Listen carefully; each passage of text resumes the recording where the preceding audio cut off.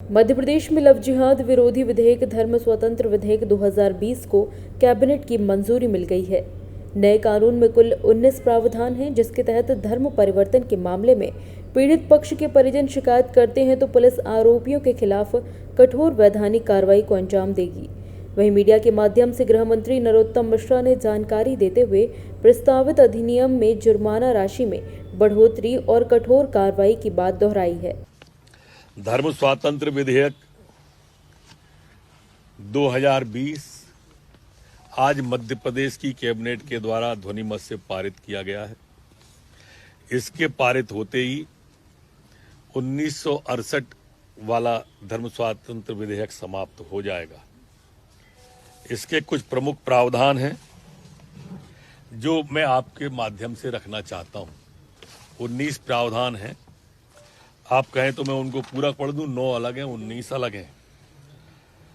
जैसे कि प्रस्तावित अधिनियम में किसी व्यक्ति को एक धर्म से दूसरे धर्म में संपरिवर्तन करने में प्रलोभन, धमकी, बल प्रयोग, विवाह, असम्यक, असर, प्रतिणन, अन्य कपटपूर्ण साधन से प्रत्यक्ष अथवा अन्यथा धर्म संपरिवर्तित करने का प्रयास निषेध किया गया है।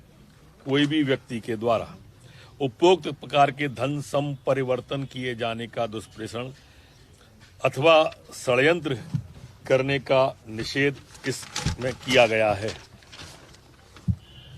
प्रस्तावित अधिनियम के अंतर्गत धर्म संपरिवर्तन के लिए विरुद्ध शिकायत परिवाद कोई पुलिस अधिकारी जांच अथवा अन्वेषण तब कर सकेगा जब धर्म संपरिवर्तित व्यक्ति या उसके माता पिता या भाई बहन संस्था के द्वारा शिकायत की गई हो या न्यायालय से अनुमति से धर्म संपरिवर्तित व्यक्ति से संबंधित रक्त, विवाह, दत्तक ग्रहण, संरक्षितता या अभिरक्षा में हो व्यक्ति की शिकायत पर कर सकेगा।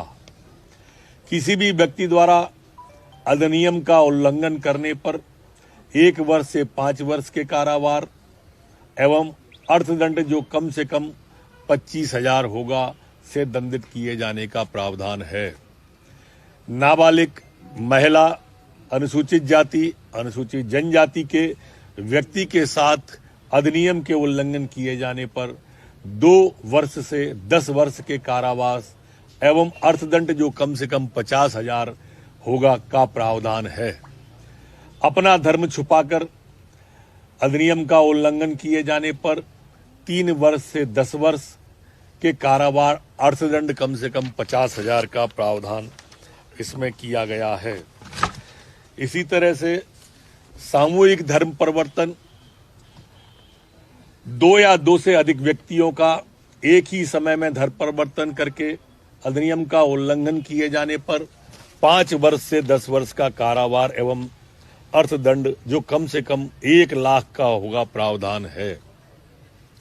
1 से अधिक बार अधिनियम के प्रावधानों के विपरीत किए गए अपराध की स्थिति में कम से कम 5 वर्ष तथा अधिकतम 10 वर्ष का कारावास का प्रावधान है। अधिनियम के अंतर्गत धन संपरिवर्तन के आशय से किया गया विवाह अकृत एवं शून्य घोषित किए जाने का प्रावधान है। इस प्रयोजन के लिए कुटुंब न्यायालय में तथा जहां कुटुंब न्यायालय नहीं है वहां कुटुंब न्यायालय के अधिकार प्राप्त न्यायालय में आवेदन करने का प्रावधान है।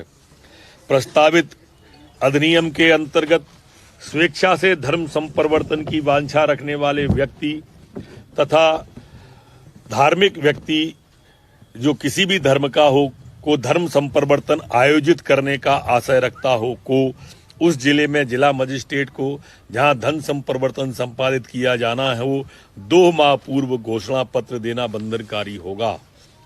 धार्मिक व्यक्ति किसी भी धर्म से हो को धन संपरिवर्तन का आयोजन करता है, अधिनियम के तहत सूचना नहीं देने पर 3 से 5 वर्ष तक के कारावास तथा 50,000 तक के जुर्माने का इसमें प्रावधान किया गया है।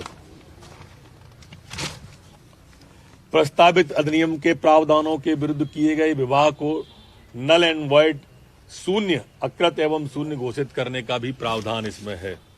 प्रस्तावित अधिनियम के प्रावधानों का उल्लंघन किए गए विवाह से जन्मे बच्चे माता पिता की संपत्ति के उत्तराधिकारी होंगे। इसे थोड़ा ध्यान से सुनेंगे। प्रस्तावित अधिनियम के प्रावधानों में उल्लंघन होने से अकृत डल एंड वाइट विवाह के संबंध में महिला तथा उसके बच्चों के भरण पोषण का हकदार भी प्रावधानित किया गया है। ये दोनों बिंदु ऐसे हैं जो देश में कहीं नहीं है।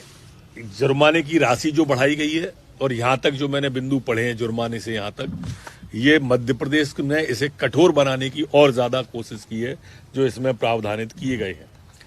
प्रस्तावित अधिनियम के प्रावधानों का उल्लंघन करने वाली संस्था संगठन को भी अपराधी के समकक्ष ही सजा देने का प्रावधान इसमें किया है।